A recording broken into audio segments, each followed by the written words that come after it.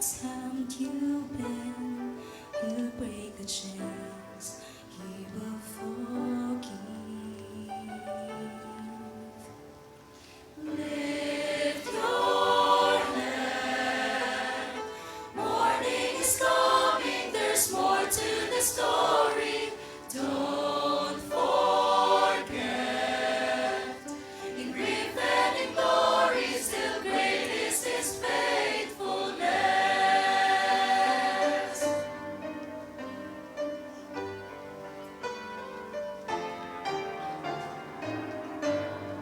If you felt broken and betrayed, no one to trust, alone, afraid, He'll comfort you, He knows your name.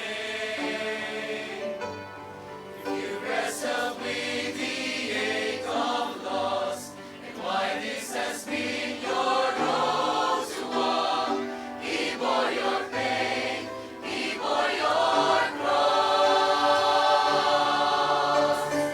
Lift your head, morning is coming, there's more to the story. Don't forget, in grief and in glory, still great is His faithfulness.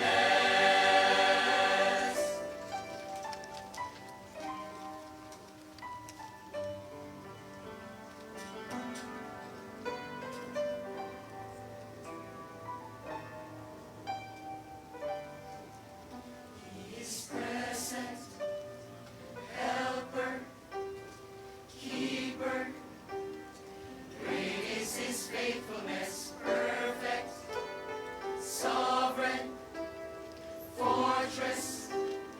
Great is His faithfulness, Abba, Father, comfort. Great is His faithfulness, Redeemer, Restorer, Sustainer.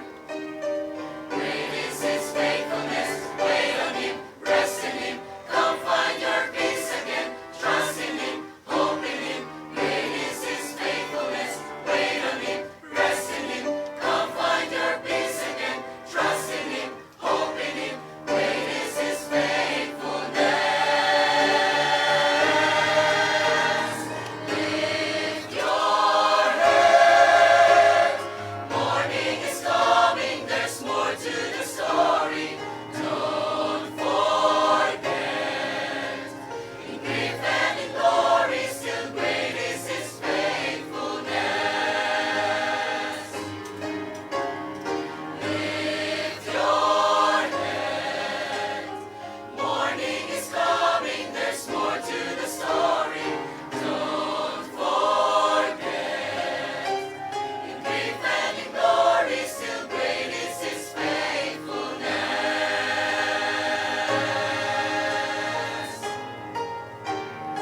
Great is His faithfulness.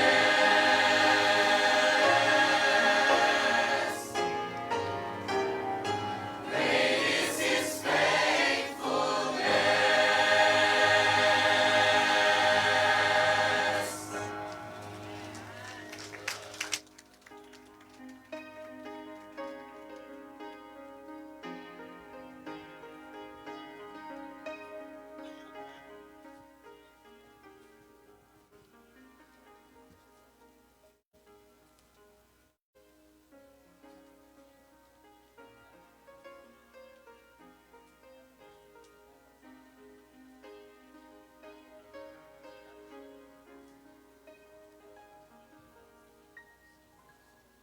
Amen. Are we all blessed? Tunay po na matapat po ang ating Panginoon. Kahit po nakakaranas po tayo ng problema or katagumpayan, ang Panginoon po ay tapat. Amen. Nice po i-welcome mga kasama po natin online and ganun din po ang mga kasama po natin sa Church Auditorium. Welcome po sa atin pong afternoon service at nawa po, ihanda po natin ang ating pong puso para po tayo ay sumamba po sa atin pong Panginoon. Tumayo na po tayong lahat and recite po natin ang ating pong panawagan sa pagsamba. Sa Roma 12:1, handa, bigkas.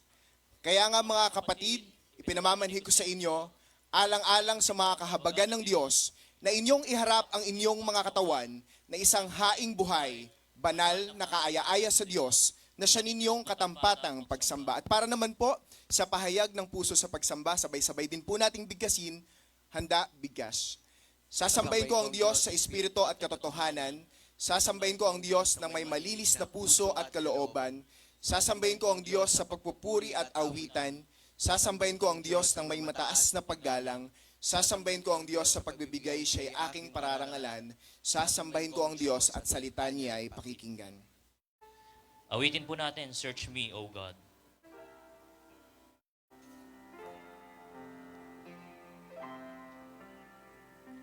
Search me, O God,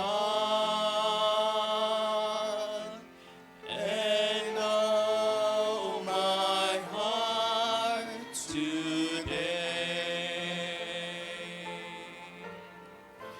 Try me, O Savior, know my thoughts, I pray. See if there be some wicked way in me.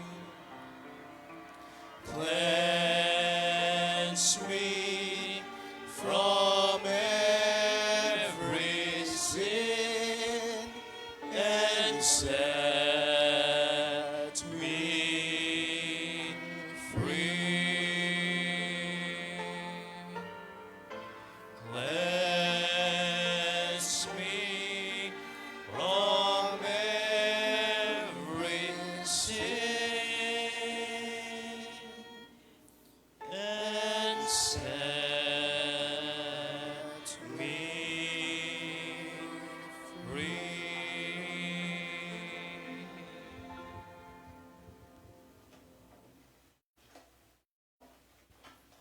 For our scripture reading, we'll be reading from the book of Galatians chapter 5, verses 1 to 15. Sundan niyo lamang po ng iyong mga paningin. Stand fast, therefore, in the liberty wherewith Christ had made us free, and be not entangled again with the yoke of bondage. Behold, I, Paul, say unto you, that if ye be circumcised, Christ shall profit you nothing. For I testify again to every man that is circumcised, that he is a debtor to do the whole law. Christ is become of no effect unto you. Whosoever of you are justified by the law, ye are fallen from grace. For we through the Spirit wait for the hope of righteousness by faith. For in Jesus Christ neither circumcision availeth anything, nor circumcision, but faith which worketh by love. Ye did run well. Who did hinder you that ye should not obey the truth? This persuasion cometh not of him that calleth you. A little leaven leaveneth the whole lump. I have confidence in you through the Lord, that ye will be none otherwise minded. But he that troubleth you shall bear his judgment, whosoever he be. And I, brethren, if I yet preach circumcision, why do I yet suffer persecution? Then is the offense of the cross ceased. I will they were even cut off which trouble you. For, brethren, ye have been called unto liberty. Only use not liberty for an occasion to the flesh, but by love serve one another. For all the law is fulfilled in one word, even in this, thou shalt love thy neighbor as thyself. But if you bite and devour one another, take heed that ye be not consumed one of another. Praise God for reading His word. Manalangin po tayo. Dakilang Ama, maraming salamat po sa hapong ito na muli na pinagkalooban niyo po kami, Panginoon, ng isang malayang pagkakataon, Panginoon, para po mapapurihan ka, masamba ka, Panginoon, sa Espiritu at katotohanan. Patawad po, Panginoon, sa aming mga pagkakamali, patawad sa aming mga hindi nagawang na nararapat sa iyo, Panginoon, patawarin niyo po kami. And Lord, hayaan niyo po sa hapong ito, sa serbisyong handog namin sa iyo, Panginoon, hayaan mo ang pangalan mo ang madakila, hayaan mo, Panginoon, ang pangalan mo ang maitaas, Panginoon. Dalangin po namin, Panginoon, sa bawat tatayo sa harapan na ito, mula sa aming awitan, sa mga magsishare ng testimonies, magre-render ng special number, hayaan mo, Panginoon, ang lahat ng ito, Panginoon, ay magbibigay kapurihan sa pangalan mo. And Lord, alam din po namin sa hapong ito na muli kang mag-a-accomplish sa pakikinig namin ng salita mo, Panginoon. Gamitin niyo po ang mensaherong tatayo sa pulpitong ito. Gamitin mo po siya na bilang daluyan po ng pagpapala, dakilang Ama. And Lord, dalangin din po namin ang aming mahal na bishop sa bawat lakbay ministeryo, Panginoon. Lagi po ang pag-iingat, ang paggabay niyo po at paggamit niyo po sa kanya, Panginoon, saan mang lugar siya pupunta, sampu ng kanyang mga kasama, Panginoon, ay palagi niyo pong pagkakaingatan, Panginoon. Ganun din po ang aming Pastor Norman, patuloy na pagpalain, bigyan ng wisdom, kalakasan, ilayo sa anumang sakit, Panginoon, na sa ganon ay mapangunahan niya po kami sa church na ito, Panginoon, bilang aming resident pastor, Panginoon. Lord, nandito rin po kami ngayon sa inyong harapan ay sumasamo na muli niyo po kami i-comfort, muli niyo po kaming yakapin, Panginoon, especially, Panginoon, sa pagkawala ni Teacher Tessie. Hayaan mo, Panginoon, yung comfort mo po, Panginoon, especially sa mga naulila. Kay Pastor Orson, Panginoon, maging sa De Vegas household, Panginoon. Yakapin niyo po kami, Panginoon. And Lord, dalangin din po namin at lubos po kami nagpapasalamat sa mga visitors na dinala niyo po rito. Kung meron man po kami first-time visitors, lubos po kami nagpapasalamat, Panginoon. At ang hiling po namin, Panginoon, ay makarinig sila ng maayos ng iyong salita at makakilala rin po sila sa iyo, Panginoon. Sa iyo po namin, Panginoon, ay pinagkakatiwala ang lahat, maging sa mga online streamers namin, nanonood sa bahay-bahay, sa malayong lugar. Panginoon, gamitin niyo po ang aming online ministry na sa ganon, mas marami pa at mas malayo pa ang mararating ng ministeryong ito, Panginoon, para sa iyong pangalan, Panginoon. Sa iyo po namin ipinagkakatiwala ang lahat. Sa iyo po ang papurit, pasasalamat sa pangalan po ni Jesus. Amen at amen. Amen. Manatili na po tayo nakatayo at awit po tayo para sa Panginoon. Amen. Amen. At lubos-lubosin na po natin yung pagkakataon na tayo po ay makakapagsamba, makakapagpuri sa Panginoon. Amen. Amen. Awitin po natin with our best. Awitin po natin. Praise Him. Praise Him.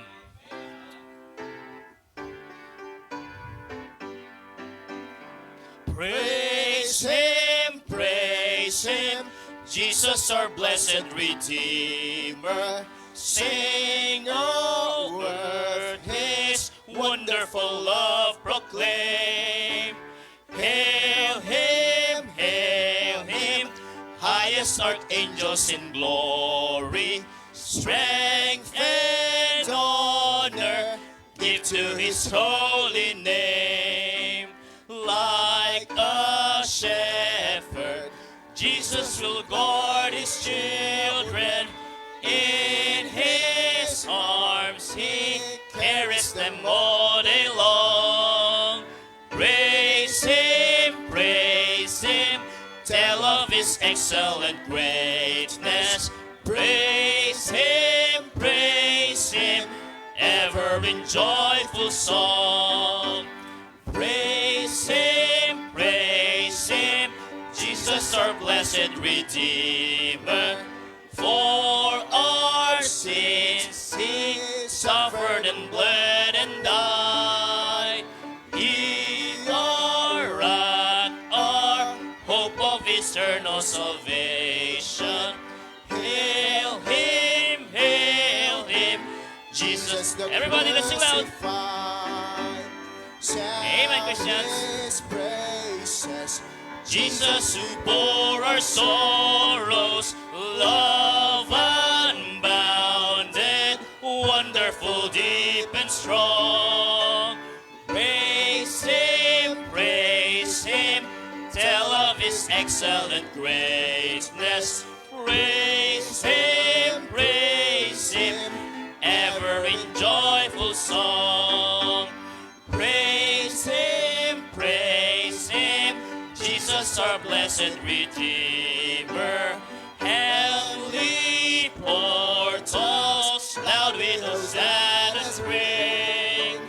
Jesus, Savior, reigneth forever and ever. Crown him, prophet and priest and king. Christ is coming, over the world victorious. Power and glory unto the Lord belong. Praise him, tell of his excellent greatness. Praise him, ever in joyful song. Amen. Let's sing another song for the Lord. Sa mga nakakaalam po, lakasan po natin. Isn't the love of Jesus something wonderful? Amen. Everybody, first stanza.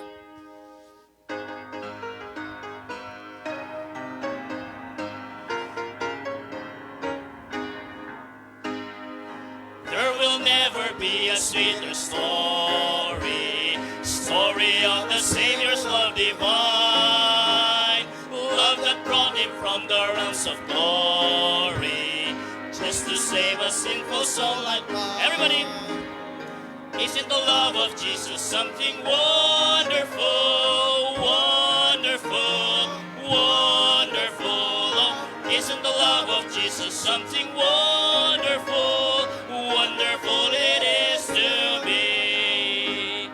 Boundless as the universe around me, reaching to the farthest soul away. Saving, keeping love, it was that found me. That is why my heart can truly say, isn't the love of Jesus something wonderful, wonderful, wonderful? Oh, isn't the love of Jesus something wonderful, wonderful it is to me? Love beyond our human comprehending, love of God in Christ, how can it be? This will be my team and never-ending, great redeeming love of God. One last time, everybody. Isn't the love of Jesus something wonderful, wonderful, wonderful? Isn't the love of Jesus something wonderful, wonderful it is to me? Amen. Purihin po ang Panginoon. Maaari na po tayo makaupo. Amen. This time po, i-welcome po natin ang bawat isa. Parang wala naman po tayong first time visitor, so tumayo na po tayong ulit lahat at i-welcome po natin ang bawat isa. Awitin mo natin. Ligaya ng buhay. Ligaya ng buhay. Kung kilala mo si Kristo. Come on, sing with us. Ligaya ng buhay. Kung siya'y manunubos mo. Babaguhin. Babaguhin ang iyong buhay. Kung siya ay makamtan. Ang maging kay Kristo ay tunay na ligaya ng buhay. What a happy life it will be if you know my Savior Jesus. What a happy life it will be if He is a Savior too. He will change your life completely if you just accept Him too. Just receive Him, friends, today, and you'll have a happy ligaya ng buhay. Ligaya ng buhay. Kung kilala mo si Kristo. Ligaya ng buhay. Kung siya'y manunubos mo. Babaguhin ang iyong buhay. Kung siya ay makamtan. Ang maging kay Kristo ay tunay na ligaya ng buhay. Ang maging kay Kristo ay tunay na ligaya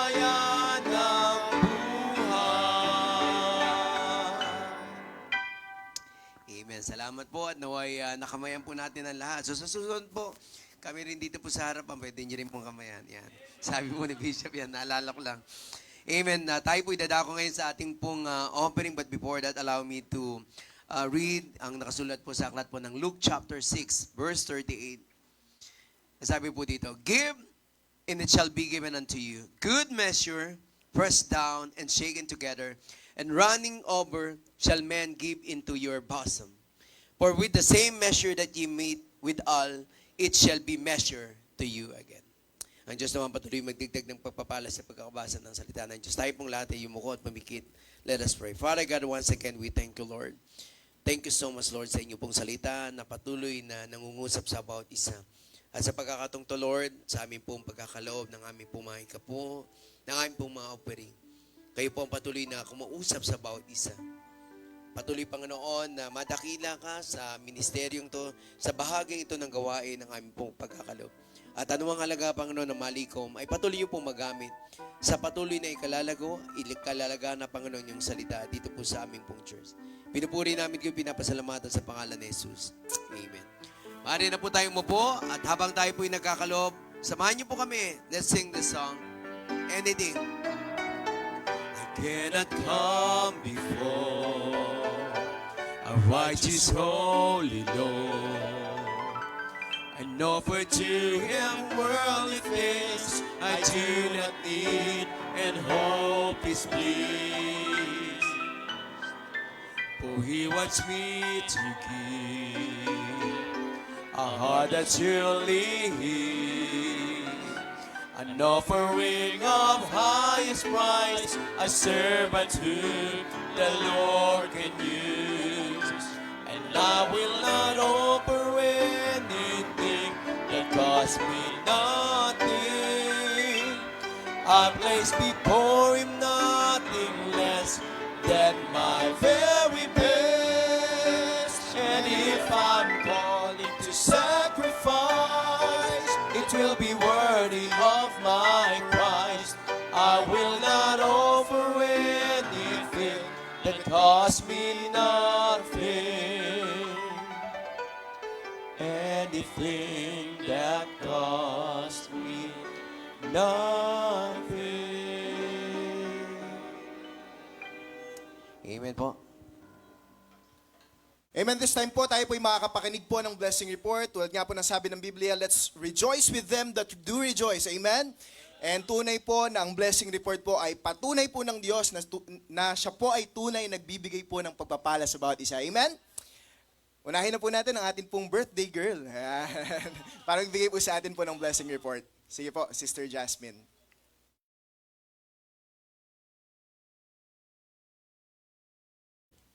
Good afternoon po. Kinakabahan ako, hindi ako ready.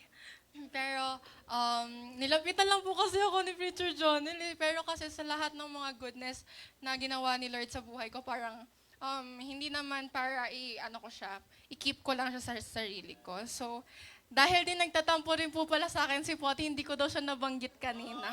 Mag-blessing report na lang ako. First and foremost, I would like to thank God for the opportunity to be celebrating my birthday exactly today.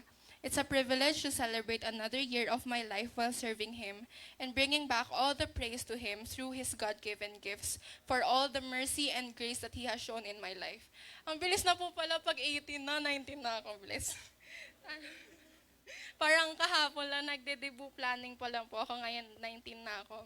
And ang dami pong challenges na hinarap ko the whole year. So, first po is pumasok po ako ng college. Thank God po kasi graduate po ako ng senior high with honors po. And from elementary up to high school po, never po ako nawala sa honors. And then sa mga entrance exams ko po, dun sa gusto ko po sanang university, may na-offer po sa akin na course, which is far from yung course ko po ngayon. So parang naging burden po siya sa puso ko kasi dream ko rin po yung sana yung course na yon. Pero hindi siya yung pinakagusto ko talaga.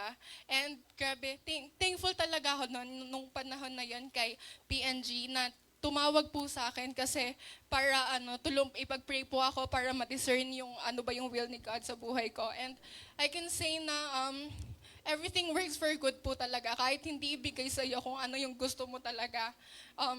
Para sa iyo rin naman, ma-realize mo rin in the end na for your better din po pala. And thankful din po ako kay Attorney May po for always being there na for showing support to me and sa family ko po na hinayaan po ako na ako po yung pumili. Hindi po katulad ng iba kong classmates na napilitan lang sila sa course nila, kundi ako po yung hinayaan nila na pumili ng course na kinuha ko po and sa school po na gusto ko. And for the continuous provision po, kasi one time po, parang galing lang po ako from house to condo. Nakausap ko po yung driver, tapos kinantong ako, magkano tuition mo per sem? Tapos sinabi ko po, parang 100 per sem. Tapos, yung condo ko pa po, so sabi niya, "Be, ang mahal mo, mag-aral ka mabuti." So parang, nung na-pressure po ako. Pero sabi niya, wala naman daw pressure, na-pressure ako. So, ayun nga po, nag-college po ako. And dahil nga po, parang nagtapos nga po ako with honors all throughout ng pag-aaral ko po. May sarili akong, wala naman po sa aking pressure na binigay yung parents ko, but parang self-imposed na kailangan kong pagpatuloy kung ano yung nasimulan ko. And grabe, hinumble talaga ako na Lord kasi hindi talaga siya kung ano yung sa tingin mo yung lakas mo, yung kakayanan mo. Yung will pa rin talaga ni Lord yung mananaig sa buhay mo. And sometimes, I come to school nang hindi ako natutulog, sorry. May sakitin po talaga ako and alam ko magiging concern yun ng parents ko na papasok ako, wala akong tulog.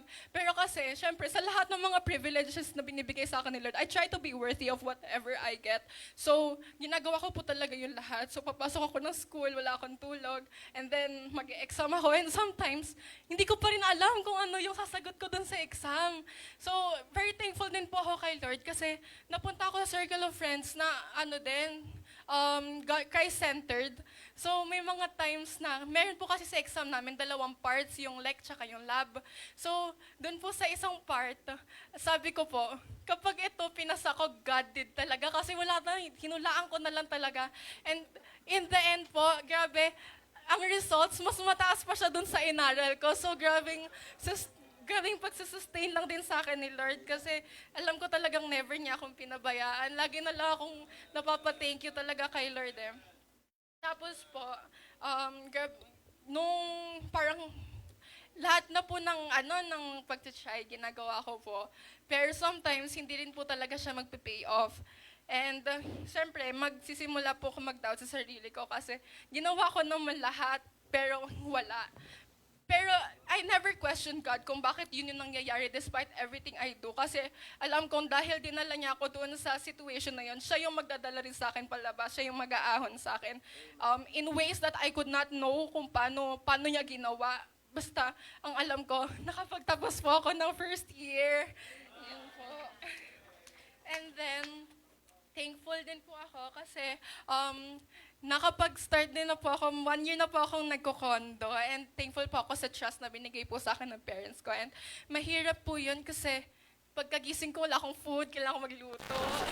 And natuto rin po talaga akong mag-budget, di pala only yun kapag wala ka na sa bahay. Ayan po. So parang struggle din. Kahit naman po, mas tahimik na yung buhay ko kapag hindi. Kapag rin po, struggle din po talaga kapag nawawalay po ako sa family ko. Kasi ang dami ko po palang nami-miss out, grabe. Parang last na punta ko sa bahay, mas matangkad pa ako kay Poti. Ngayon, siya na po, parang yabang-yabang niya na mas matangkad na daw siya sa akin. Tapos po, may vacation din po one time na nakabook na po yung Vietnam namin. And dahil nga po sa school, I missed out on it. Nakabook na po ako hindi po ako nakaalis kasi parang yung pressure na kailangan ko pong, hindi ko po kayang maiwan yung pag-aaral ko po. So, ayun po, nagpaiwan po ako. Pero, din naman po, sobrang grateful ko lang din po sa family ko na lagi po silang sa akin, nakasupport sa akin na kapag wala po akong pasok, ayan po mag-aaya po sila na magsagada tayo, magla Union tayo. One time po, pumunta na po ako La Union mag-isa. Yes, adult. Tapos Grabe po. Yung ngayon po, I'm currently studying po kasi may exam po. Yun po yung pinag-pray ni Pote kanina. Please include me in your prayers po kasi may exam po ako na kapag hindi ko po naipasa, kailangan ko pong either mag-shift or lumipat po ng school para i-continue yung studies ko. So, halos wala pa po talaga akong sleep ngayon kasi kailangan ko pong mag-aral. Pero I'm thankful kasi hindi naging worry sa akin na ngayon mag-aaral yung mga kaklase ko. Hindi ako napipressure kasi alam kong pinan ko yung whole day ko kay Lord. Si Lord din ang bahala sa akin kahit hindi ako makapag-aral ngayon. Alam kong maihahabol ko siya bukas. At alam ko po na siya din talaga, siya pa rin ang magdadala sa akin po sa success. And please include me in the prayers po kasi, di ba, mabait nga po yung family ko. Binook po nila akong Japan next week. So, ayun po. Thankful rin po talaga ako sa trust nila. And for the continuous provision po na binibigay sa akin. Thank you po sa lahat.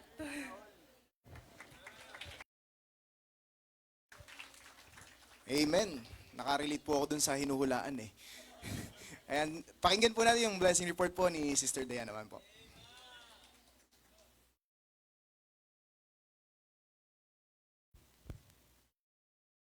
Good afternoon po, Church. Isang pribilehiyo po muli na makatayo upang ipahayag ang aking papurit pasasalamat sa Panginoon. Gusto ko pong i-share yung nung pong I think last month po na finally naaprubahan po ng company yung aming emergency transpo fund kasi di ba nagkaroon ng war nga po sa ibang bansa. So concerned sila sa mga empleyado po na kasi nagtaasan ng tumaas ang gas lahat.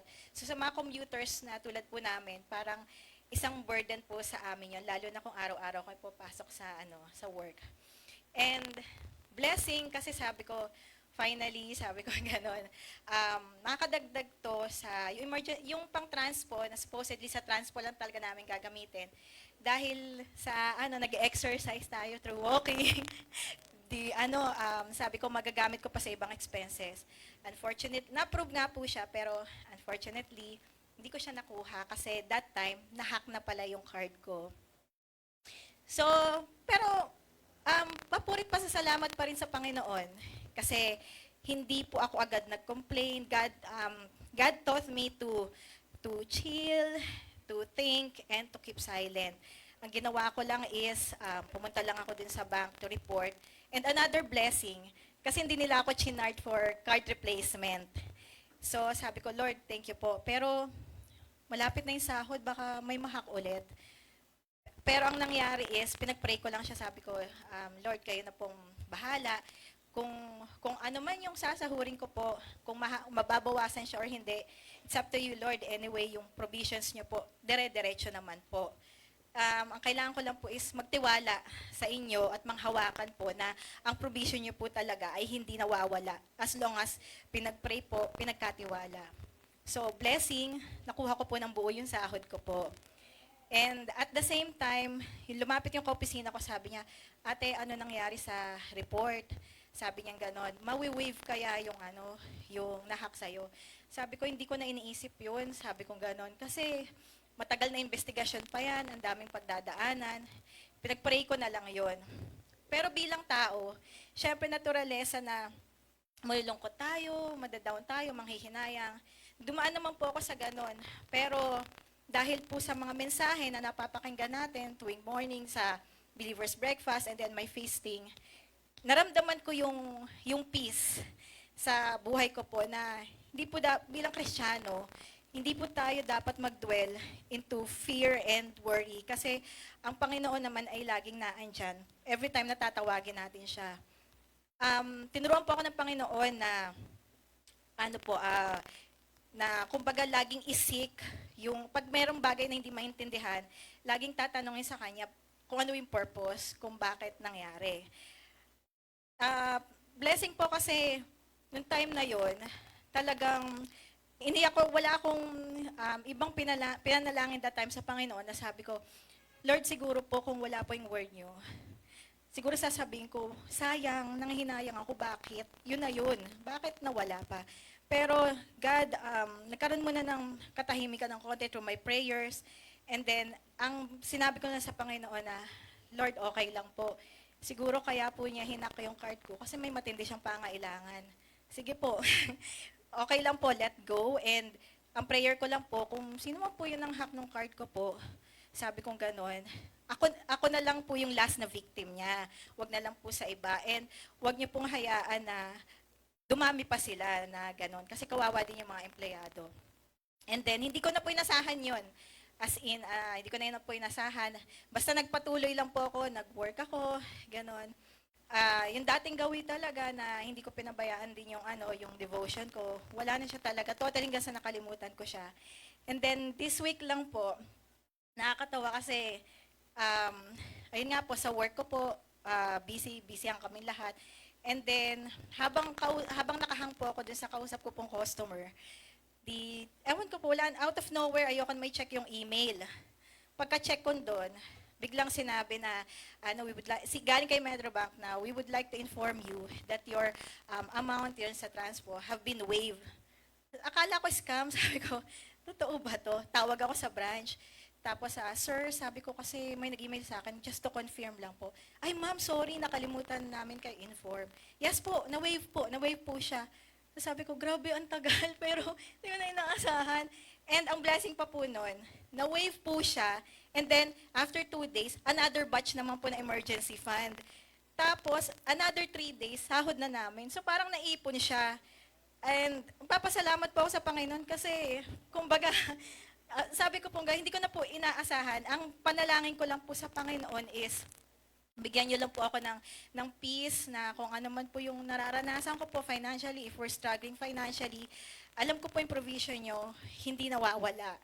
And nagpapasalamat din po kay Bishop kasi meron siyang sa Believers Devotion sa Believers Breakfast no na binanggit niya yung word na pag nagpe-pray tayo, lagi nating isisik yung Panginoon, tanungin natin na hindi tayo nag-iiwan ng doubt sa Kanya. Yun ang pagkakaintindi, hindi tayo nag-iiwan ng doubt sa Kanya. Wala naman kasing masamang magtanong sa Panginoon as long as, kumbaga, hindi yung parang dinadoubt natin or sinisisi siya.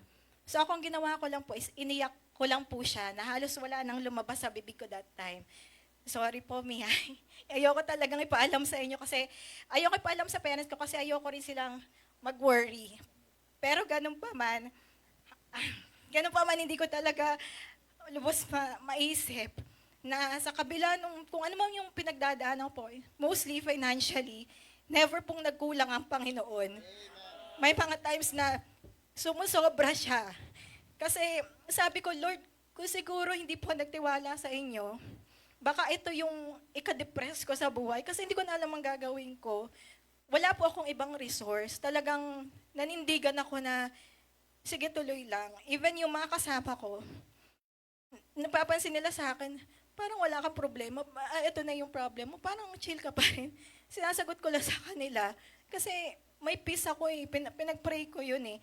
Na sa work, hindi na, alam niyo po yun na pagdating sa work, yung surroundings, ang daming political work na hindi mo, gusto mo nang gumive up sa dami sa work ng load mo, tapos biglang may ganun pang senaryo.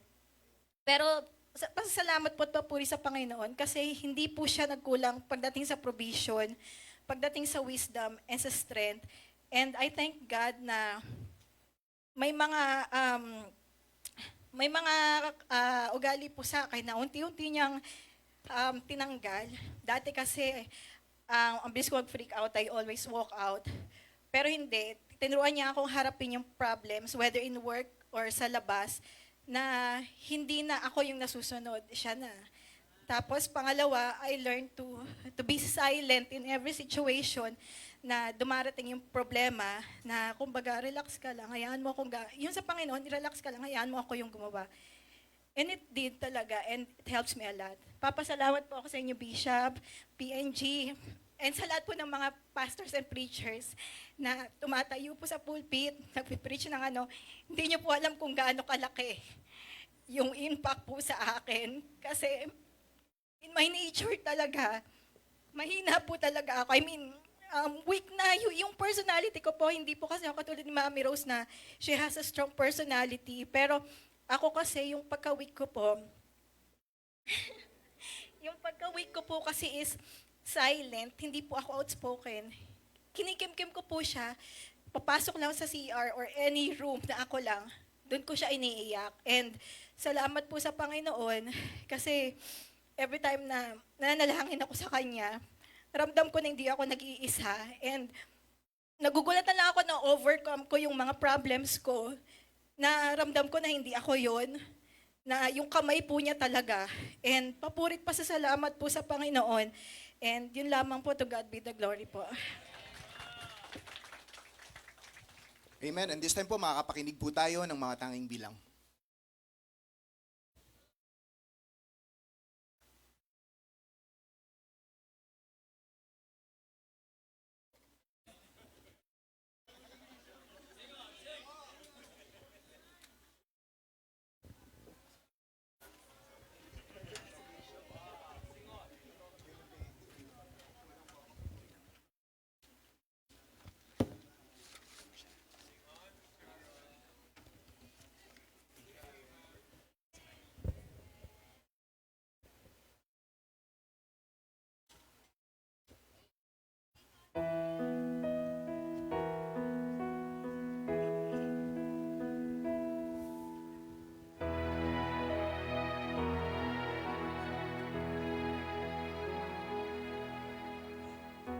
Who doesn't wish for sunny days?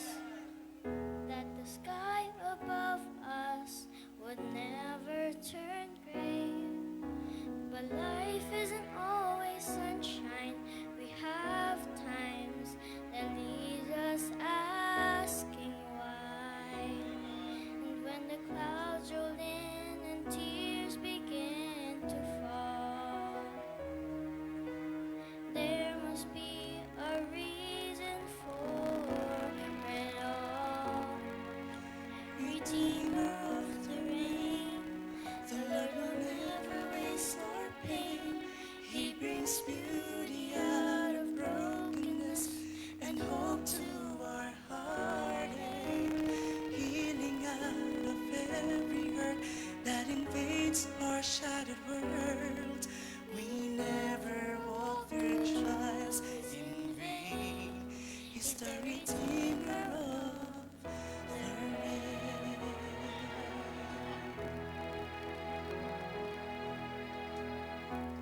Every problem that we face is lifted by the Father through hands of grace. He uses sorrow to draw us, to call us closer to His side. It's in the middle of the storm we learn to trust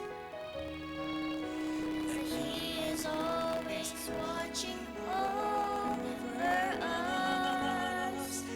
Redeemer of the rain, the Lord will never waste our pain. He brings beauty out of brokenness and hope to our heartache. Healing out of every hurt that invades our shattered world. We never walk through trials in vain. He's the Redeemer of the rain. Dark days we walk through. Dark days we walk through. They lead the path for others, leading them to the Redeemer of the rain. He brings beauty out of brokenness and hope to our heartache. Healing out of every hurt that invades our shattered world. We never walk through trials in vain. Oh, we've known His mercy long enough to say He's the Redeemer of the rain. To God be the glory.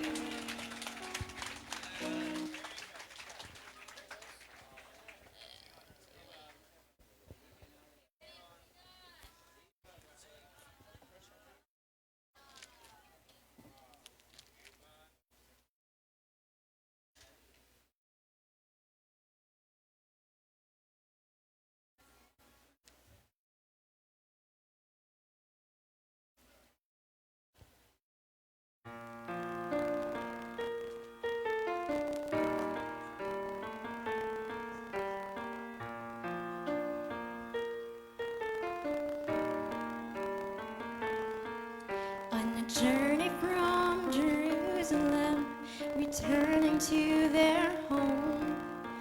Joseph and his family traveled all day long.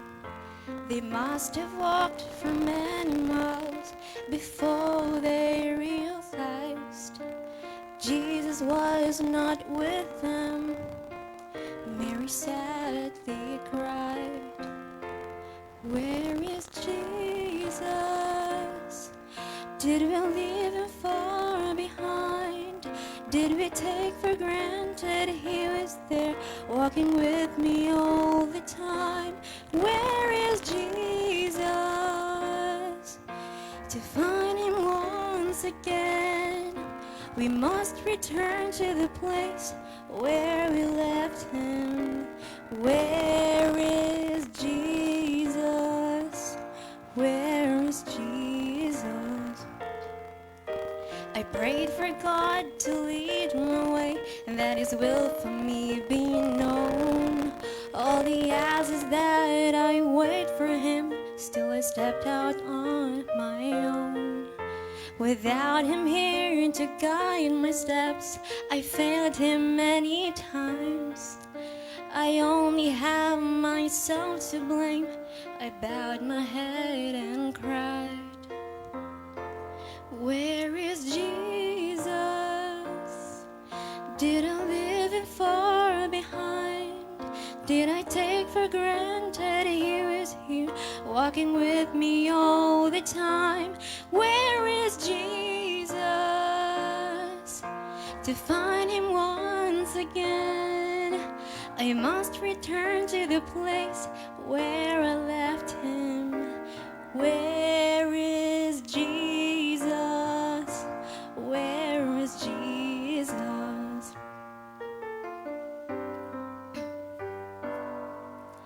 You've made some bad decisions with a selfish thought in mind. You've had the best intentions for the goals you set in life. Your relationship with God's secure, but the fellowship is gone.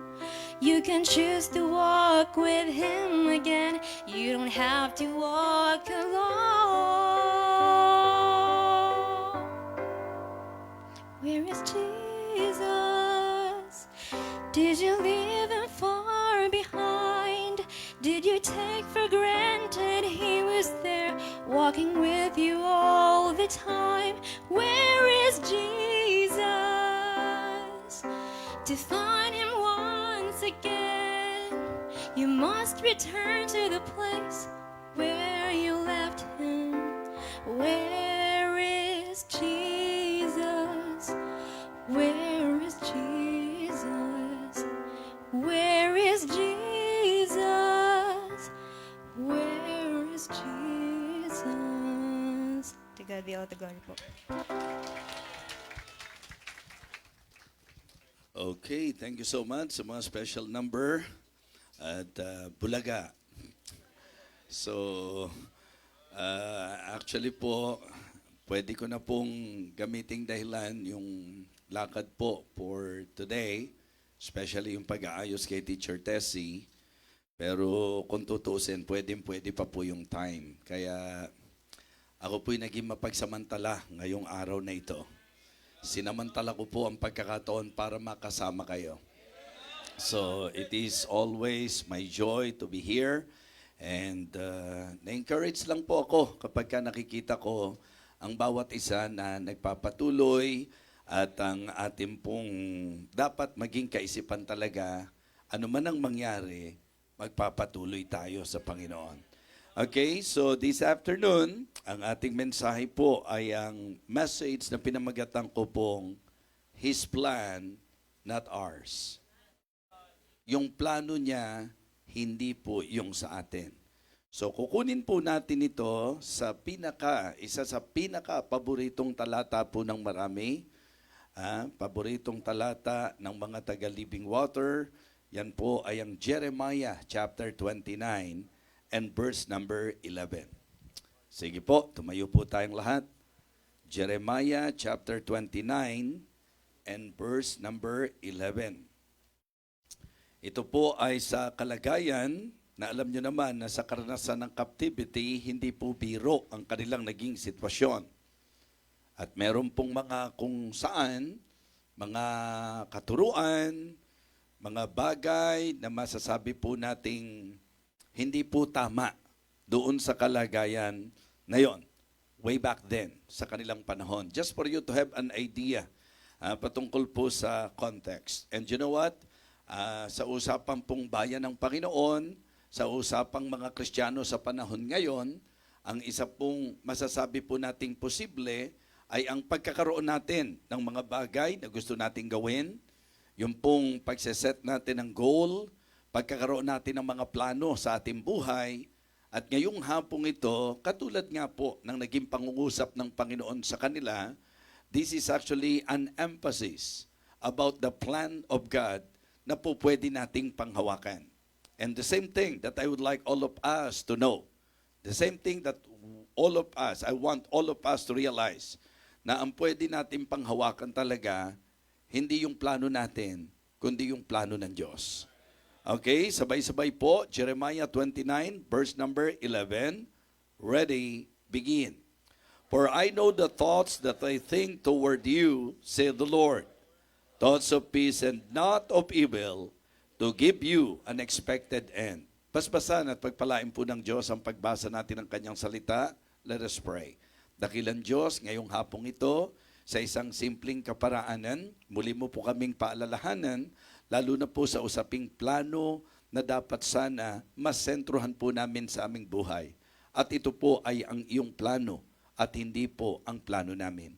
I pray, O Father, that you will give us spiritual sensitivity. May we understand your words, Heavenly Father.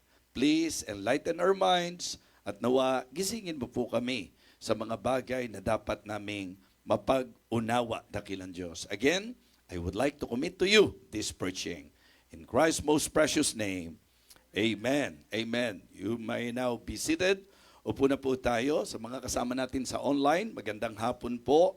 And thank you for always joining us sa amin pong mga pag-aaralan. Kadalasan po mga kapatid, ang ating pong masasabi nating tendency ay ang magkaroon tayo ng ating mga kani-kaniyang plano.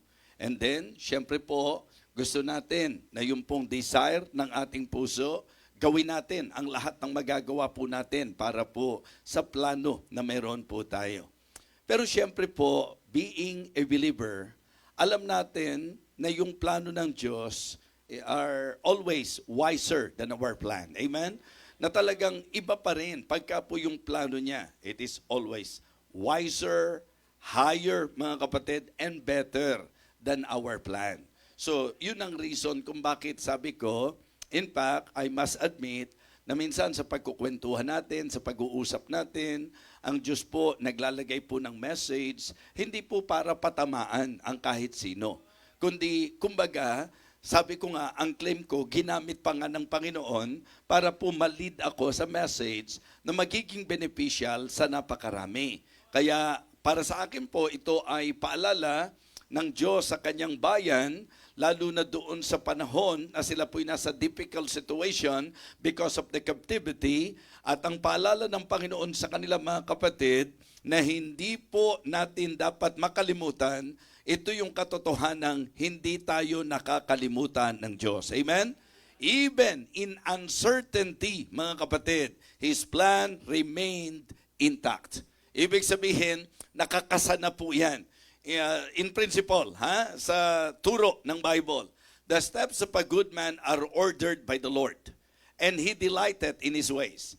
Though he fall, he shall not be utterly cast down, for the Lord upholdeth him with His hand. Ilang mga bagay po ang gusto kong ating mapag-usapan tungkol po sa mensaheng ito. Again, the title of my message this afternoon, His Plan, Not Ours. Yung plano niya, hindi ang plano natin. So the first point that I would like to share is about discovering. About discovering God's plan. Okay?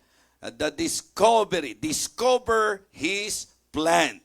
Yun po ang pagsisimulan ng lahat ng bagay. Yung ating pong tuklasin, yung ma-discern po natin, ma-define po natin at ma-definite po natin kung ano po ang plano ng Diyos. Again, ang first point natin is about you and I discover the plan of God in our lives. Discover His plan. Ang akin pong natutunan sa buhay na ito, hindi yung magplano ng sarili kong gusto. Ito yung karaniwang failure. Ang karaniwang pagkakamali po ng marami, kahit na po Kristiyano na, tayo po nagpaplano. And in fact, ang ginagawa po natin, parang tayo po ay nananalangin sa Diyos para po sa ating plano. As I grow sa akin pong spiritual life, and even sa relationship ko po sa Diyos, ang na-realize ko po, kung tutuusin, ang bawat isa wala dapat sariling plano. Okay? Mga kapatid, makinig kayo mabuti at nawa, makuha nyo po ang gusto kong ipunto.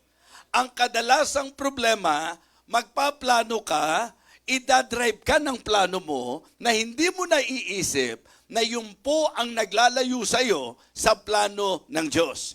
Kung tayo po ay matututo sa ating spiritual life, the best thing to do is not for us to plan para sa ating buhay, but to discover the plan of God in our lives.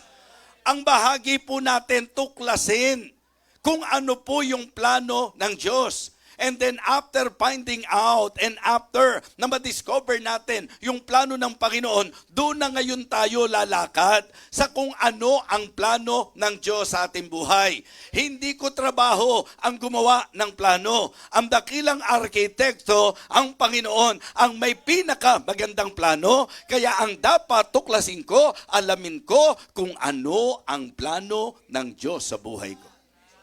How about you this afternoon? Sa iyo ba, klaro ang plano ng Panginoon? Sabi ko nga, we need to discern. We need to define and to be definite sa usapan ng kung ano po ang plano ng Diyos. Hindi kasi po pwedeng Kristiyano ka, pachamba-chamba.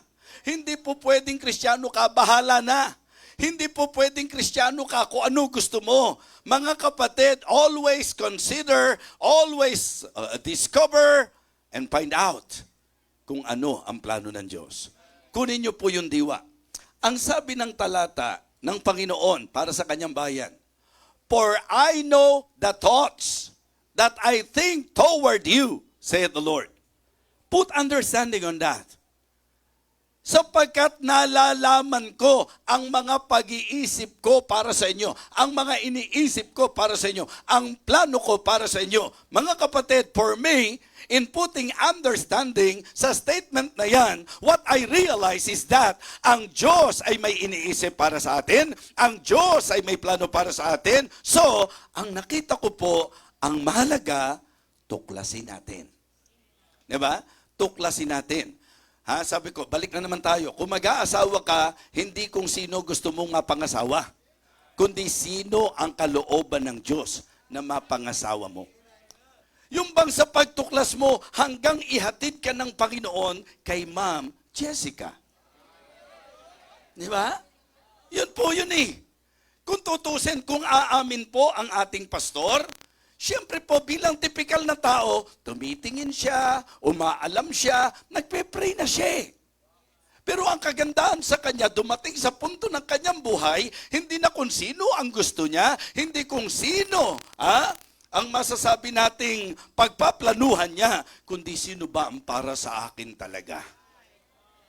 Alam nyo, yung kanilang buhay pag-ibig, nung natuklasan nila ang kalooban ng Diyos, doon na po nagpasimula si Pastor Norman ay talagang sumunod na sa kung ano ang plano ng Diyos. Opo, mga kapatid, kaya kita nyo po, nadala niya na rito si Ma'am Jessica. Opo, hindi ko alam kung si Ma'am Jessica nagbabalak pang umuwi uli sa kanila. So malalaman po natin yan. Pero mga kapatid, mga minamahal, kidding aside, ang kadalasang problema, namamali tayo kapag tayo po ang nagbibigay ng kondisyon sa Diyos. Nagkakamali po tayo kapag tayo ang nauna sa plano ng Diyos sa ating buhay. Mga kapatid, mga Kristiyano, malaking-malaki ang may tutulong sa iyo kung ang gagawin lang po natin ay ang alamin at tuklasin kung anong kalooban ng Diyos sa ating buhay. Usapang kurso, yan po ang mga tungkol sa pag-aaral o trabaho. Okay? Usapang kurso, nada, yan naman yung mga liligawan at saka yung mga makakapartner mo sa buhay. Diba?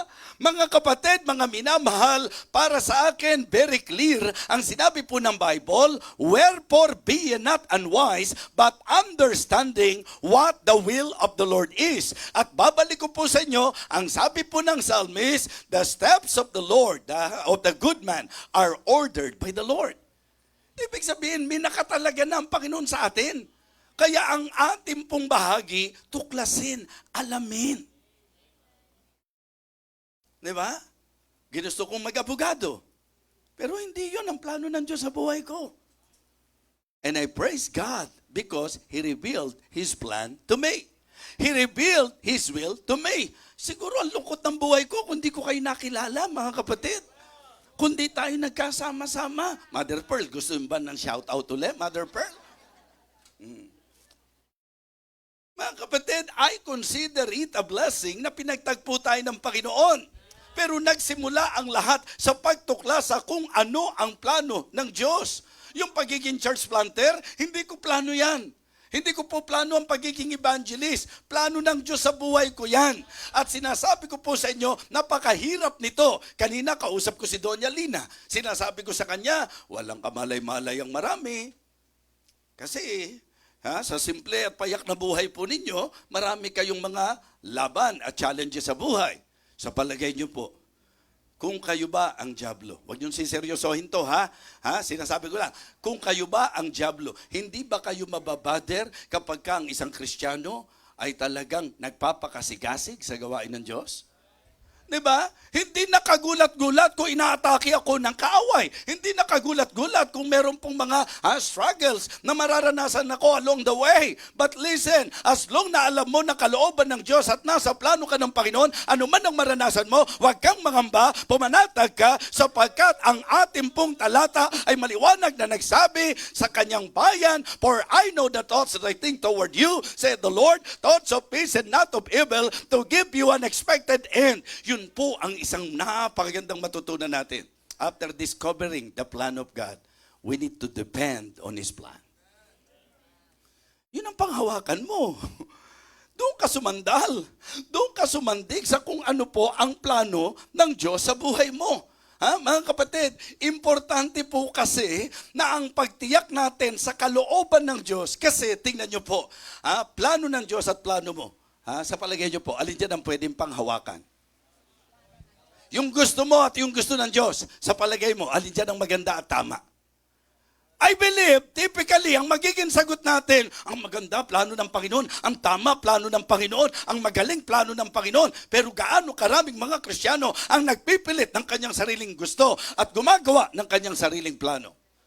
And in the end, kapag ka nagresulta sa hindi maganda, hindi lang po kung sino-sino ang ibine-blame. Sad to say, even God sometimes bine-blame po natin. Mga kapatid, we need to depend on His plan. God knows what we do not know and sees what we cannot see. Amen? Alam ng Diyos yung mga hindi natin alam. At nakikita ng Diyos yung hindi natin nakikita. Yun po ang problema ng mga anak natin.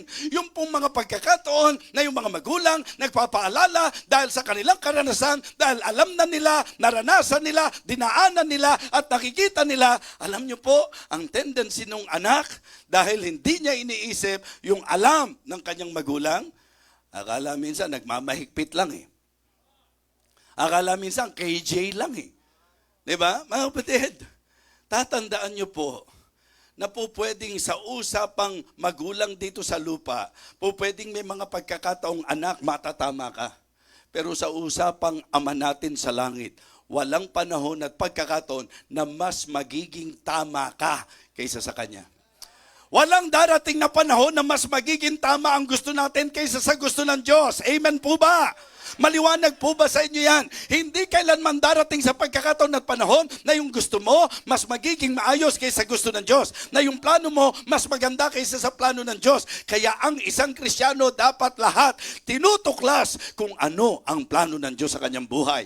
Bago ka mag-enroll sa school, alamin mo muna ang kurso na nais ng Panginoon para sa iyo. Pag nag-a-apply ka ng trabaho, huwag kang dumipende sa kung ano ang gusto mo, kundi dapat doon ka sa leading at gusto ng Diyos para sa iyo. Sa usapang partner sa buhay, sa usapang business, sa usapang pagpapasya, make sure na hindi ka magbibitiw ng kahit anumang desisyon nang wala kang katiyakan na yan ang plano ng Diyos sa iyong buhay.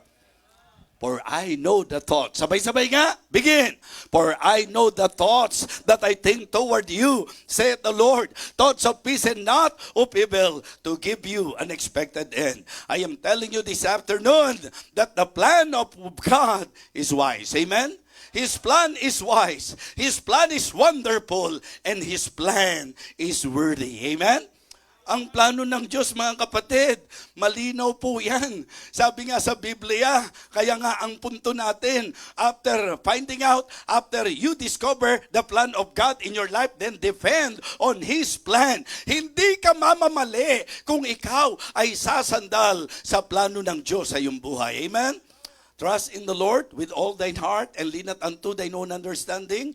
In all thy ways acknowledge Him, and He shall direct thy path. Noon sinabi po niya, doon po sa kanyang bayan, for my thoughts are not your thoughts, neither are your ways my ways, said the Lord. And then, in comparison, kung gaano kataas ang langit sa lupa, ganun kalaki ang pagkakaiba at diferensya ng karunungan ng Diyos sa karunungan ng tao. His plan is wonderful. Diba?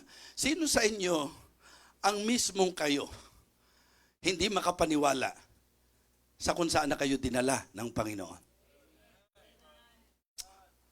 Diba? Yung kapag ka pinag-aaralan natin ang buhay namin, nung time, nitong nakaraang conference sa Cebu, kasama ko po si Deep Thinker. At alam niyo po na si Deep Thinker ay naging very instrumental sa buhay ko. At alam nyo rin po yung kanyang naging kasaysayan. And then narito ngayon, dumating sa punto na sa aking pong lakbay ministeryo, so siya po ay nakasama kong muli. Ibig sabihin, kasi po alam natin siya ay nagko-concentrate na doon sa home church talaga. Kasi from Valenzuela po talaga kami. So doon sa amin pong bayan at lupang Sinilangan, doon kami ipinanganak na muli, siya ngayon ay nagmi-ministeryo po doon. Okay? And I really praise the Lord sapagkat nagagamit siya ng Panginoon. You know what? Doon sa pinuntahan po namin, talagang medyo kahit siya po na-amaze.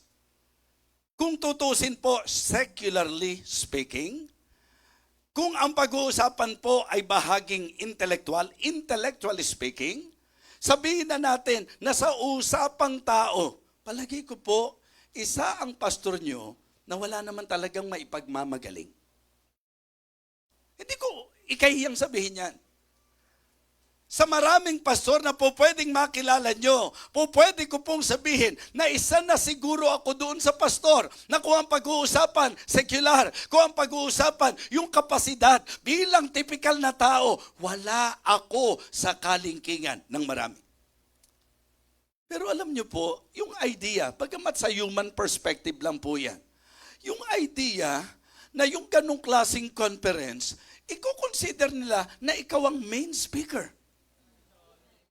Diba? Heto na naman po sa lawag. Pag tinitingnan ko yung lineup of speakers, napakataas ng galang ko sa kanila. Pero pagka nakita mo, please don't get me wrong para lang po sa emphasis, itong sinasabi ko, yung i-consider nila na sa conference na yun, ikaw, yung main speaker. Medyo parang sa kaisipan ng isang typical na tao, kung babalik tanawan ko kung sino si Freddy, ang ibig ko pong sabihin, sa usapang bahagi ng tao, hindi ko ma-imagine na isang araw ilalagay ako ng Panginoon sa kalagayan na sobrang na-appreciate ng marami. Ang hindi ko lang matiyak kung ang living water na-appreciate, mga kapatid. O ngayon, tiyak ko na. Salamat po. Salamat po at natiyak ko na ngayon. So, ang simpleng ibig kong sabihin, kasi hindi ko po ito kinukwento para sabihin, siya pala ang No, walang ganun. It is just that, yung pong idea na siyempre pagka meron kang mga gathering, meron ka talagang ikinukonsider na iimbitahan mo, natatayo na siya ang main speaker. Pero ang point ko po, pwede ko isipin, ba't ako? Sana ba kung nakuha ko man lang kahit konting good looks ni Pastor Margie? Baka, alam niyo yun?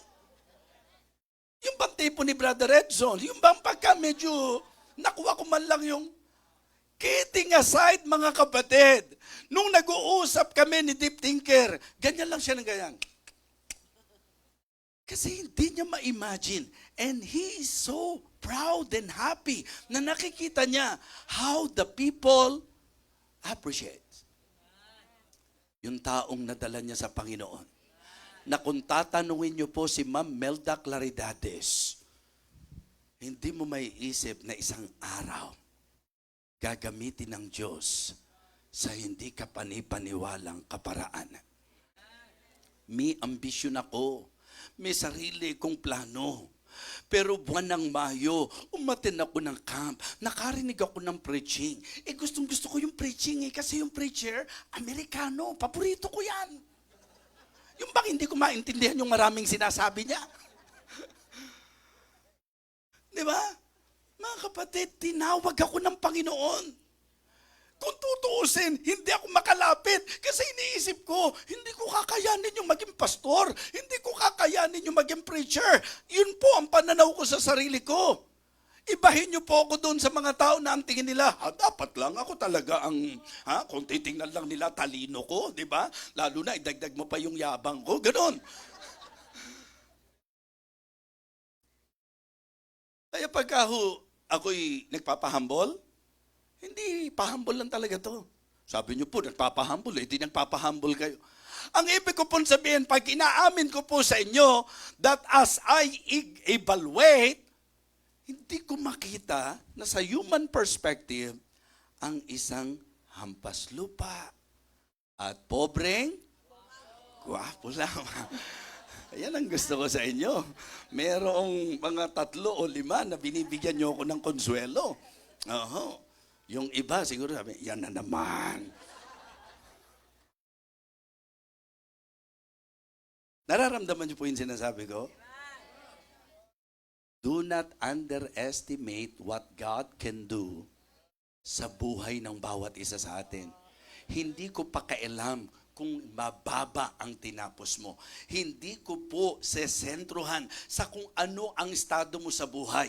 Ang usapin ng pagkakristyano ay ang pagtiyak sa kung ano ang plano ng Diyos at ang pagsandal at ang pagtitiwala at ang pangahawakan sa plano ng Diyos sa ating buhay. Amen? Katulad kanina, ang plano ko mga 20 minutes lang ako magsasalita. Pero mukhang ang plano ng Panginoon, mga 2.5 hour tayo dito. Ewan ko kung may makatatagal sa plano na to. Kasi hindi naman magmamadali si Teacher Tessie. Hihintay naman tayo nun.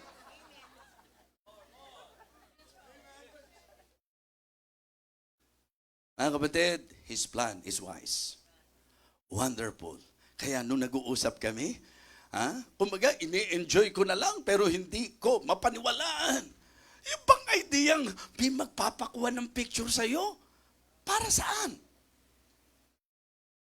Yung bang magsasabi sa'yo na, Pastor hindi basta miyembrong dumadalo, kundi Pastor, hindi ko po makapaniwala na nasa YouTube lang po ako nakikinig, sa online ko lang po kayo napakinggan, ngayon po in person na, at hindi ko po alam na sa personal po pala, hindi ko na itutuloy, kanya-kanyang isip na lang po yan. Kanya-kanyang isip na lang, kasi baka magmukhang mayabang. Kasi sabi nila, hindi ko po inisip na sa personal, ganyan pala kayo kaliit. Kasi kala ko laki-laki nyo. Kala ko po laki-laking tao nyo. Sabi ko, wala kayong mababasa o mapapakinggan na sa pangangaral ko, sa napanood nyo, sinabi kong malaking tao ako o mataas ako. Kaya hindi ko kasalanan kung inisip nyo na malaki pala ako. Sino ba sa inyo nakakapanood sa akin sa online? Mukha ba talagang malaking tao kapag nasa... Parang gusto ko gawin natin, ganun na lang dito lagi. Nasa screen na lang po ako, mga kapatid. Pero ang isang bagay na gusto kong sabihin sa inyo, kung ang naging tingin ko sa sarili ko, magaling ako. Kung ang naging tingin ko sa sarili ko, matalino ako. Kung ang tingin ko sa sarili ko, karapat-dapat ako, aba, hindi na ako mamamangha sa gawa ng Diyos. Praise God, sapagkat alam ko that I am completely nothing without God, without the grace of God, and I praise the Lord because I decided, to follow and to do His will in my life. Magugulat ka. Diba? Depend on His plan. Kung ang plano ng Diyos sa iyo sa London, magtiwala ka, doon ka talaga. Kung ang plano ng Diyos sa iyo sa Japan, di ba? Jasmine, pwede ka ba maging guest speaker doon? Jasmine, nasaan ba si Jasmine? Di ba, punta ka next week sa Japan? Gusto mo bang kausapin natin mga churches doon? At ikaw na magpasimula na ang baptist, may mga pastora na. Gusto mo? Mga kapatid, ang sinasabi ko po, kahit sa usapan po ng anak sa magulang, kapag ka ang anak masunurin, mai-enjoy niya ang buhay. Discover. Depend. Ano pangatlo? Discover His plan. Depend on His plan. Ano pangatlo? Ang gagaling nyo talaga. Pwede nang walang preacher dito. Ang gagaling nyo naman eh. Do. May spoiler pala eh. Bira, hindi nyo ba natunugan na medyo gusto ko munang i-develop yung pagpaprocess sa mind natin? Diba? Na-discover mo. Okay? Ito pala plano ng Diyos. Ano gagawin mo? Dito ako magdidepende.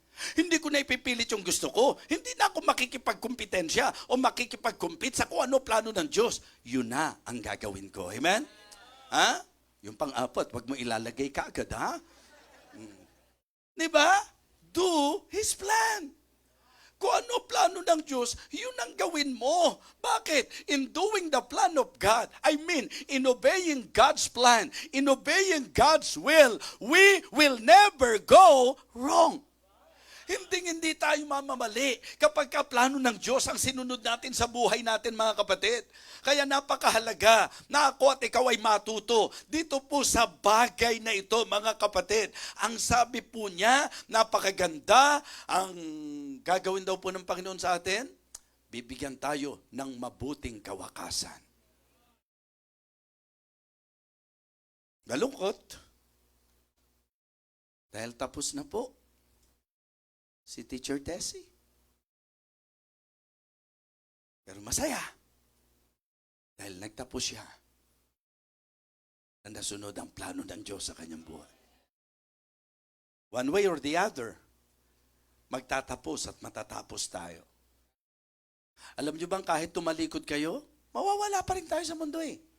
Diba? Magpaka-faithful ka, mamamatay ka. Tumalikod ka, mamamatay ka. Gawin mo kalooban ng Diyos, mamamatay ka. Hindi mo gawin ang kalooban ng Diyos, mamamatay ka.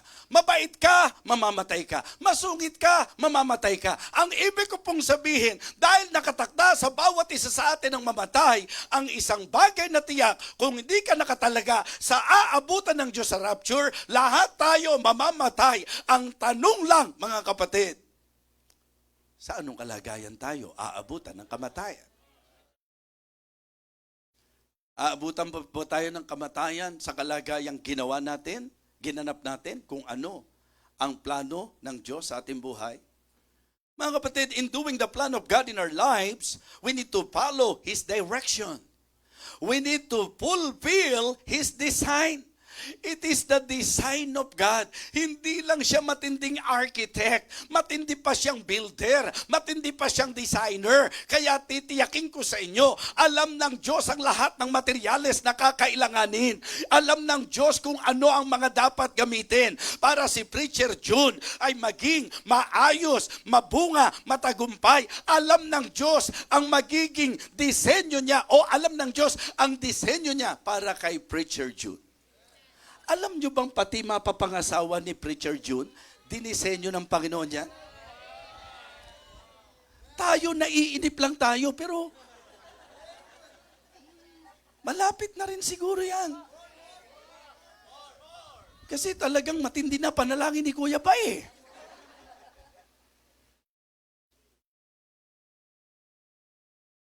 Yung disenyo ng Diyos, yun ang dapat masunod. Huwag kang papalag. Diba? Huwag magrereklamo. At lalong huwag kang mas magmamarunong sa Diyos. Kasi minsan, nag-pray tayo. Alam nyo ba sa prayer natin, pagka hindi niya kalooban, hindi niya sasagutin. Huwag niyong uubligahin ng Diyos na yes ang isasagot niya sa hinihingi niyo. Ang tuklasin niyo muna kung yung hinihingi niyo, kalooban niya ba talaga? Kasi ang isang Kristiyano po, magiging thankful. Pag lumalim ka sa iyong spiritual life, magiging thankful ka na hindi lahat ng hiningi mo binigay ng Diyos. Kasi marirealize mo eh, naku, yung hinihingi ko pala sa Diyos, binigay niya. Ganito pala mangyayari. Buti na lang, alam ng Diyos kung ano ang dapat niyang ibigay at kung ano ang hindi niya dapat ibigay. Amen? Planado na ng Diyos ang lahat ng bagay sa ating buhay.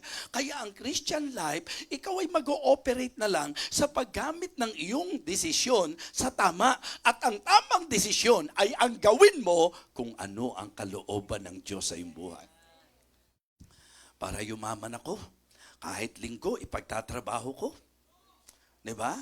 Kahit yung tithes and offering ko, imbis na ibigay ko sa simbahan para mabilis ang pagtatayo ko ng mga itatayo ko. Sometimes, ganun tayo mag-isip eh. Samantalang ibang-iba, pagka resulta to ng katapatan mo, resulta to ng pagsunod mo. Mga kapatid, ang pagpapala ng Diyos nasa pagsunod. Kaya huwag tayong lilihi sa kung ano ang plano ng Diyos sa ating buhay. Mga kapatid, mga minamahal, even yung mga experiences along the way. Diba? Tingnan nyo po, maging yung, kung pagka-inisip nyo yung pagpunta-punta sa ibang bansa, noon ba naisip nyo magiging madali yan? Magiging magaan sa atin yan? No! Natutunan lang nating magpaka, tapat at sumunod sa kalooban ng Diyos. Kaya tingnan nyo po, mga kapatid, ang marami sa inyo, bumibisita na lang dito sa Pilipinas. Diba? Bumibisita na lang sa Pilipinas. Mga kapatid, lahat ng ating pong gagawin ay dapat maging ayon sa pagsunod natin sa kung ano ang kalooban ng Diyos. Mga kapatid, kinakailangan po follow His direction, fulfill His design, and finish His definite calling and course. Kung ano yung definido na takbuing inilagay ng Diyos sa atin para masabi natin, I have fought a good fight, I have finished my course. And then last but not the least, okay? Number 1, discover His plan. Number 2, depend on His plan. Number 3, number 4, wow, delight in His plan. O, total, ikaw nakaisip, ituloy mo na kung ano yung mga delight in His plan. Mga tatay, mga nanay, eto yung anak nyo, sumunod, pero yung muka. Diba? Ang ibig ko sabihin, nakasimangot. Sige na po, gagawin ko na po. Diba? Pangil. Ang tanong, kung ikaw ang magulang, matutuwa ka ba sa ganung anak? Galing ng anak ko, oh. Inuutusan ko, hindi pa alam ko, ano bibilin, pumupunta na kaagad. Kasi nga masama lang, sige na po, akan na po. Tapos pagdating doon sa, ano nga ba yung utos ni nanay? Kasi nga masama sa loob mo eh. Di ba, pag inutusan ka, alamin mo muna, ano po yun, ganun dapat, sa Panginoon lalo. Amen?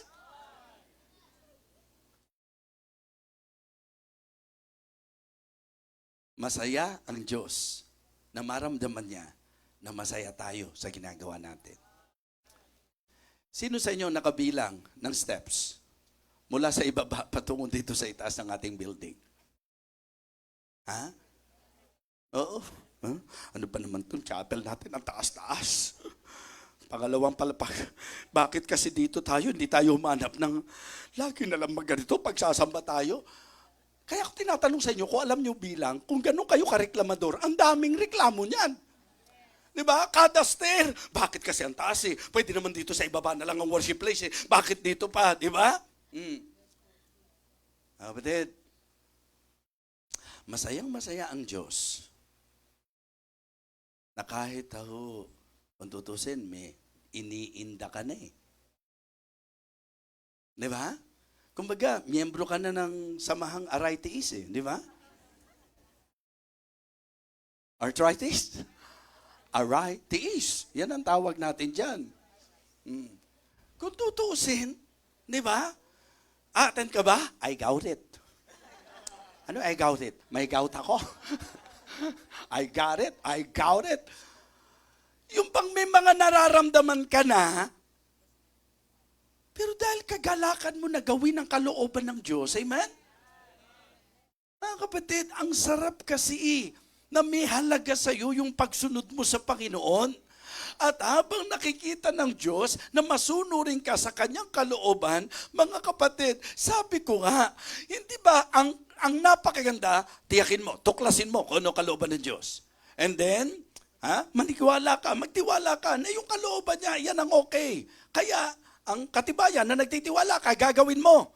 At ang katibayan na talagang dahil mahalaga sa iyo ang kalooban ng Diyos, masaya ka na sinusunod mo ang plano ng Diyos sa iyong buhay.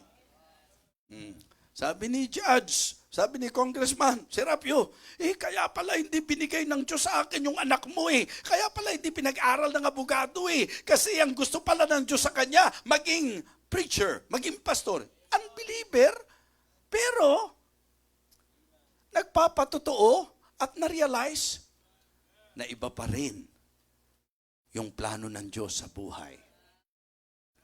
Alam nyo kaya ko inuulit yung kwentong yan? Kasi kung yun po ang naging dahilan ng tindi ng galit ng father ko, please, listen to this story.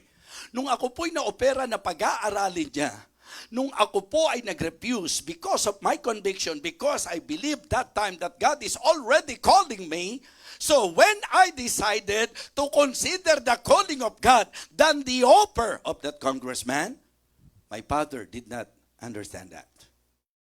He hated me so much. He persecuted me a lot. Lalo niya akong pinersecute. Kasi para sa kanya, foolishness eh. Sa madaling salita, dahil sa offer na yun ni congressman, nagalit ang tatay ko sa akin. Pero alam niyo po, nung sports fellowship namin, na ako nag-speak, at nandoon ang bisita, si congressman, nung maalam niya na ako yung anak ng kumpare niya.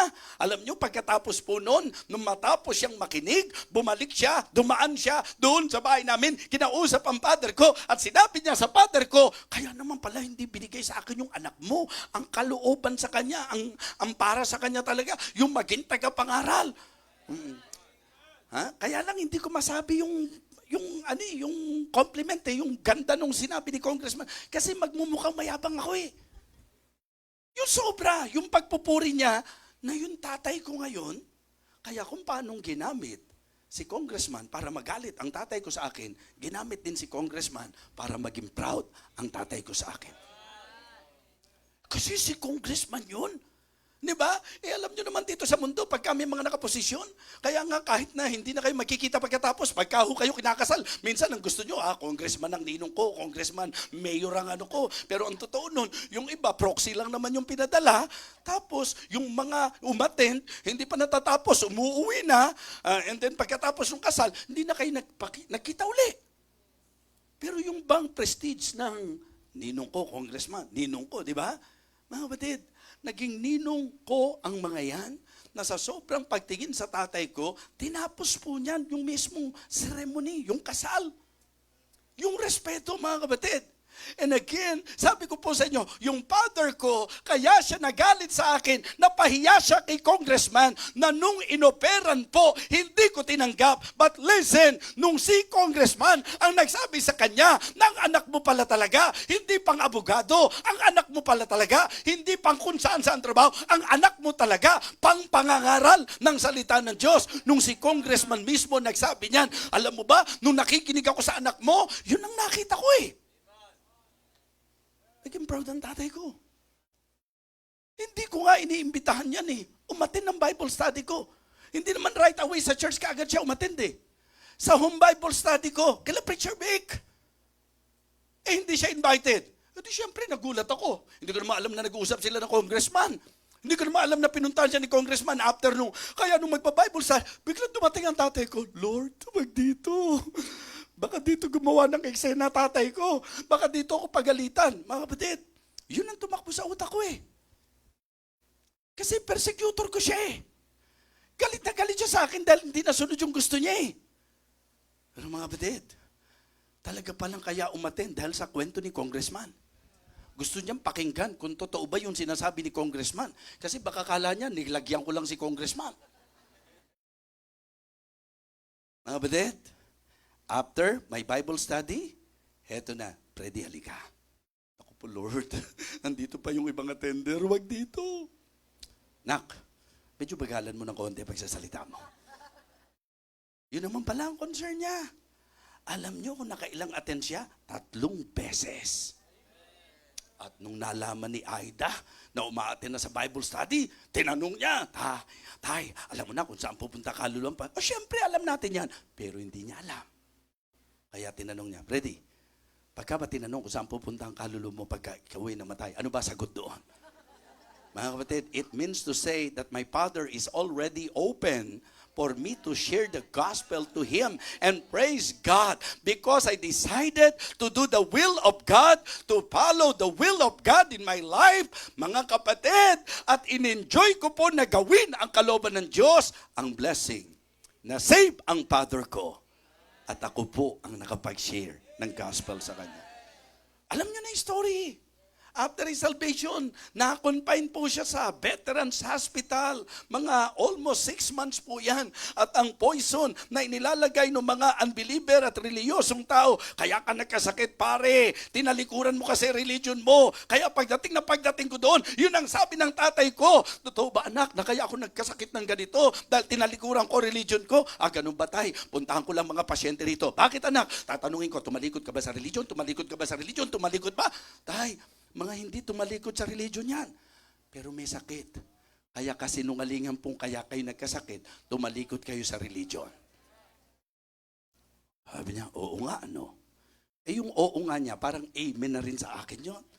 Kapatid, after ilang buwan, nagulat kami, nagpa-uwi siya. Nagpalabas siya, ayaw pumayag ng hospital dahil hindi pwede.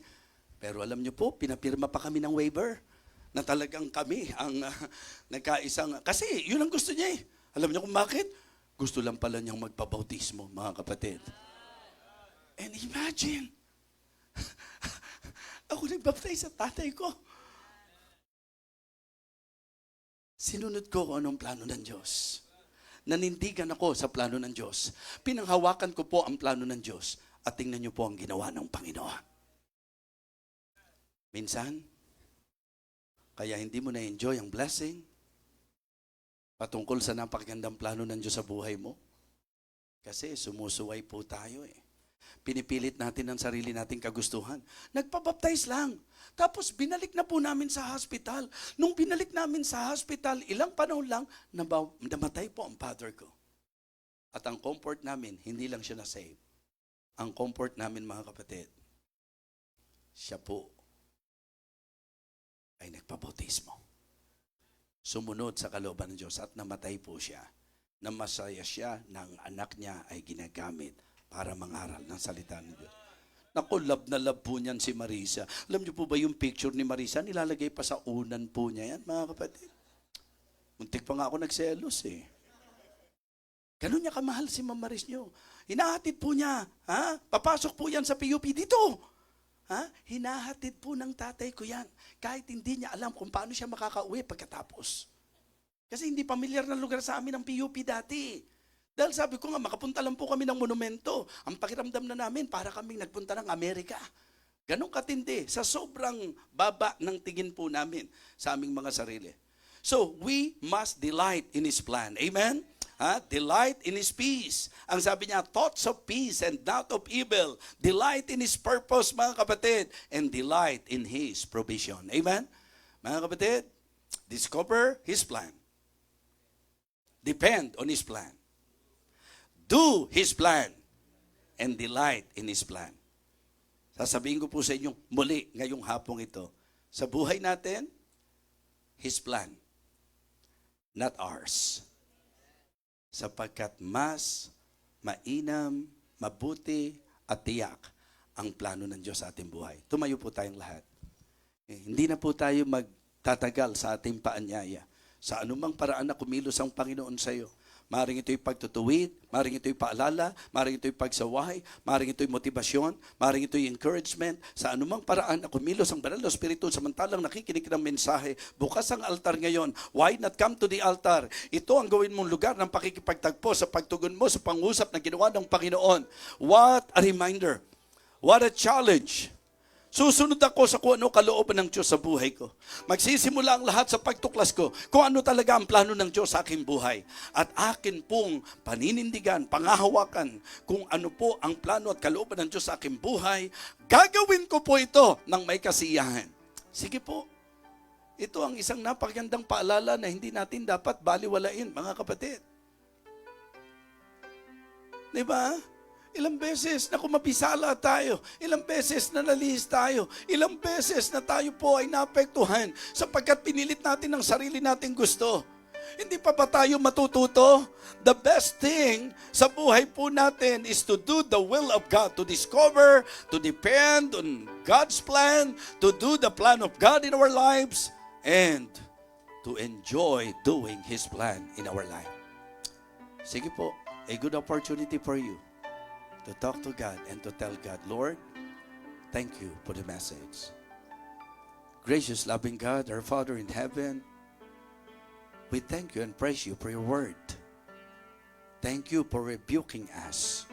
Thank you for reminding us. Thank you for this great realization, Heavenly Father, because we cannot deny the fact that it is very true that your plan is higher than our plan, wiser than our plan. Garantisado po, Panginoon. At gusto po namin ang talatang ito na nagturo sa amin na sa pakikipag-usap mo sa iyong bayan, sinasabi po, for I know the thoughts that I think toward you, said the Lord. Thoughts of peace and not of evil to give you an expected end. We want to experience the blessing habang ginagawa po namin ang iyong plano at kalooban. Umaasa po ako na ito pong mensaheng ito ay magiging gabay po ng bawat isa sa amin. Ito po ang aming panalangin sa pangalan po ng aming Panginoong Jesus. Amen. Amen. God bless. Thank you so much.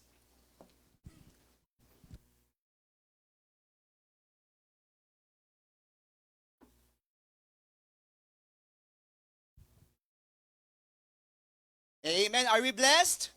Amen. So mamaya po kami po ating mahal na bishop at sa ating pong mga announcement po. So after this po ay pupunta na po tayo sa Valenzuela para po sa unang gabi po ng ating pong Ma'am Tessie. So sa lahat po ng mga gusto pumunta po doon sa Blessed Hope Baptist Church Valenzuela po. So sa mga nanonood din po sa atin sa online, maaaring nagtatanong po sila at kung gusto nilang pumunta po doon. So mamayang gabi po, yung una pong gabi ni Ma'am Tessie at nandun po, humihimlay po yung kanya pong katawan sa Blessed Hope Baptist Church, Valenzuela. So kung may mga magtatanong po, pwede nyo pong sagutin na rin po so yung mga nanonood po sa atin sa online. So wala po tayong mga practices po muna at yung mga campers po natin, pwedeng magstay na lang po. May mga leaders naman po tayo dito na tutulong po sa inyo. So anyway, dyan po natapos yung ating pong service po sa buong araw po na ito.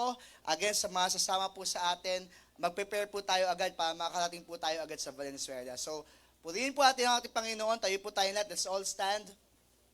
At ating pong wakasan po ang ating pong serbisyo sa isa pong panalangin. Sige po, yuko po tayo, pikit po tayo. Let's pray. Dear Father in heaven, we thank you, Lord, sa po natapos na Gospel Hour.